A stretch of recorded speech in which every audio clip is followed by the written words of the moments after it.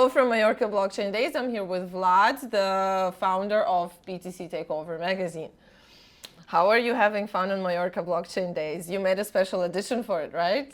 Yes, I did. It has palm trees on the cover, and there's also the advertisement for the event. Cool. On the back, and something that's unique is this adaptation of the American Gothic, which is a painting, and it was made by Midjourney AI.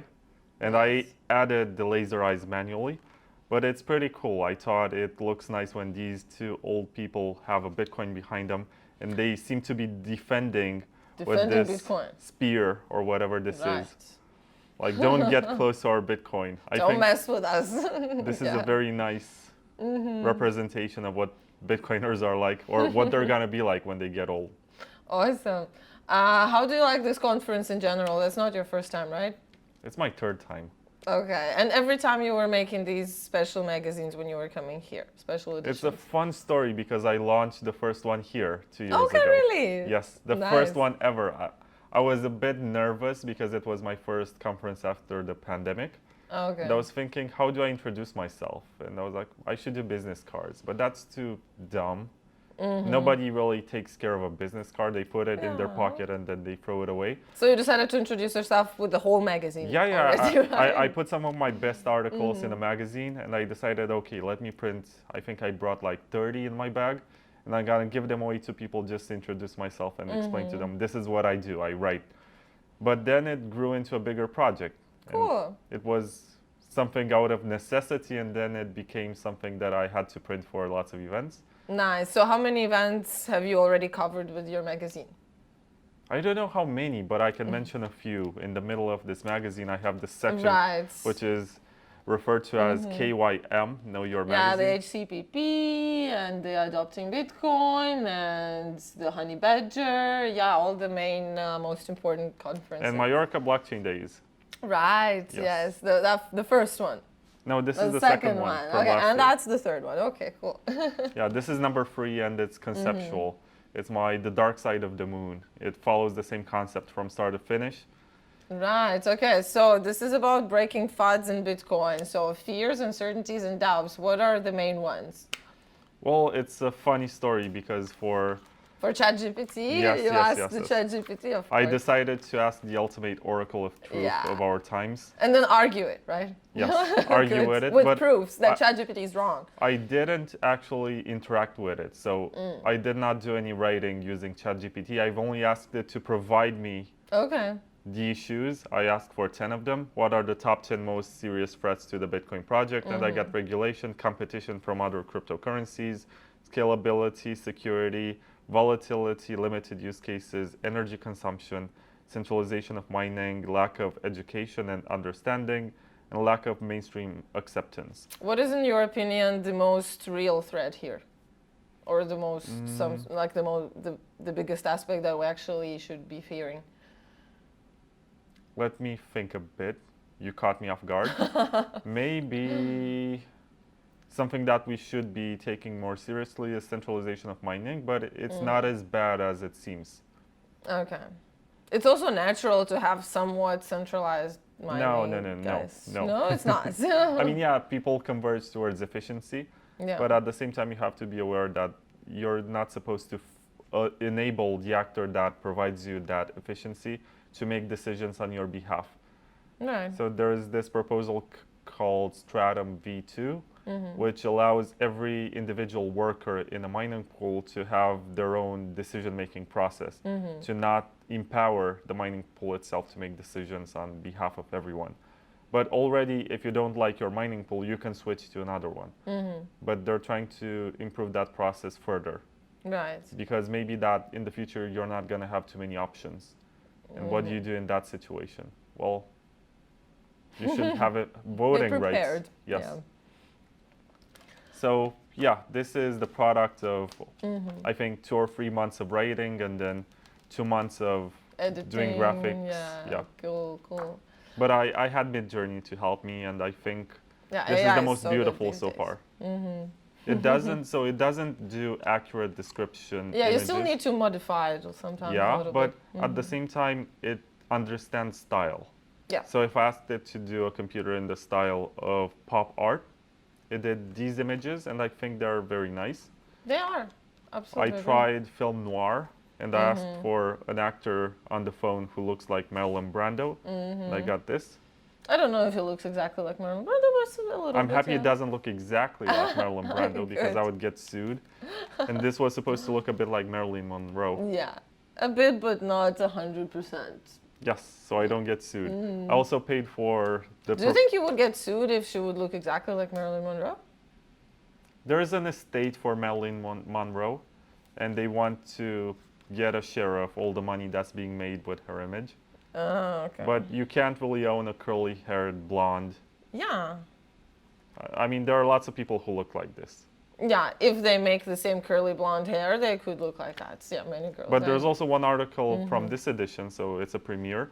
This is hand-drawn by an artist. Right. I decided, since the art style was similar to what I was enjoying from the AI, to replace the AI art with his work. So I put his manual drawings here, because I like the idea of promoting real art as opposed to just Of AI. course, yes, yes. It makes sense to not fully concentrate on AI, but at least like mix a little bit human and Yeah, I have the credits here. Computer His name art. is Bitcoin_Apex, if you want to check out his work. sure, thanks. And also have credits to everyone who participated. Even Peter Todd, he gave me some advice on one of the articles. So Yeah, he's giving good advice. yes. So how do you see yourself in the Bitcoin society? How do you see yourself influencing Bitcoin society in the future? Because you do magazine, you also speak on the conferences, you moderate a bunch of events.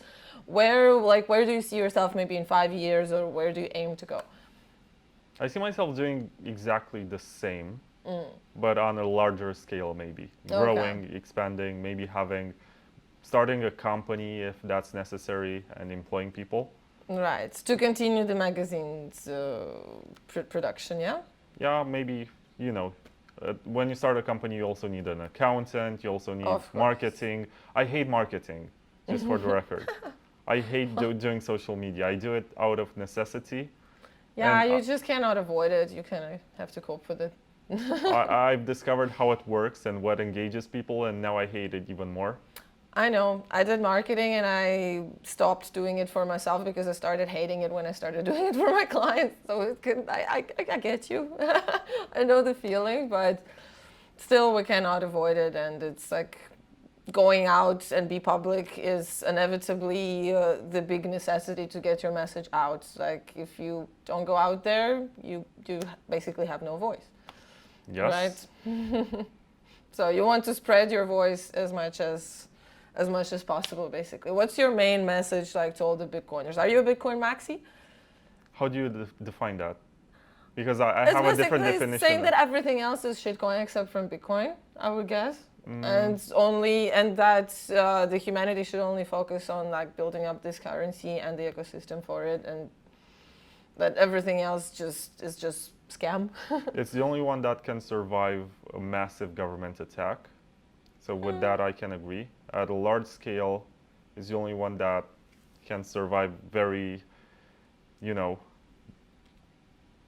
strange edge cases, situations that are unlikely to happen but can happen. I think all the others are extensions of the good times that we're having, but during bad times, they're going to go under. So it's good to focus on the one that's most likely to survive, but it's also nice to experiment with features. Right. It's not always that you can implement stuff on Bitcoin to experiment with it.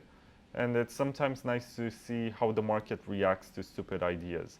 Yeah. Like you can make fun of NFTs or whatever, but what they uncovered is that there's a huge market for art and sure. digital art. And they just And need collectibles, and that's, Yeah. there are a lot of collectors out there who are obsessed with collecting anything, and now it's just all going digital. So it makes sense. And we have to understand that this stuff was only used by the elites in the past. They were buying paintings or buying sculpture, and they would increase the price artificially to make transactions with each other. Yeah. So that instead of paying a lot of money and paying tax, they would just give a sculpture to someone else, and that represented a large amount of value.